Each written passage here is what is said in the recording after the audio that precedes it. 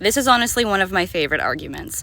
I was raised Catholic. I attended an extremely small Catholic school for the majority of my education.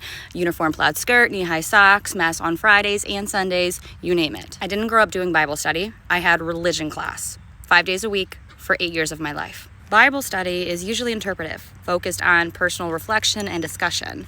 Religion class, that was Catholic doctrine, church history, theology, and the structure of faith.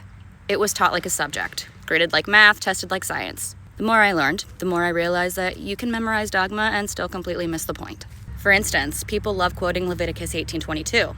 Do not lie with a man as one lies with a woman. It is an abomination. But they skip the part just a few verses later about not eating shellfish or wearing blooded fabrics.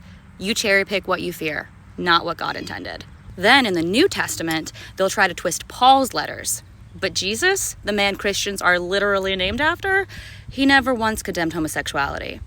But he did say, love one another as I have loved you, and let the one without sin cast the first stone. I'm actually not LGBTQ+, and I live a pretty traditional lifestyle. I'm married to a man, I live on a farm, I'm a stay-at-home mom with 3 kids. But I will always show up as an ally. Because if you only fight for rights that benefit you, that's not faith or integrity. That's convenience. And that brings me to my favorite biblical character, Mary Magdalene. Dismissed, rewritten, branded a prostitute for centuries. But she stayed. She showed up. She was the first to witness the resurrection, the first to speak the truth. She didn't ask permission. She didn't wait for approval. So if I love like her, if I sit with the outcasts and speak up when someone's being pushed out, call it rebellion or even attention seeking. I'll call it faith in action. If your version of God stops at judgment, I'll stick with the one who flipped tables in temples and broke bread with the outcasts. That's real love.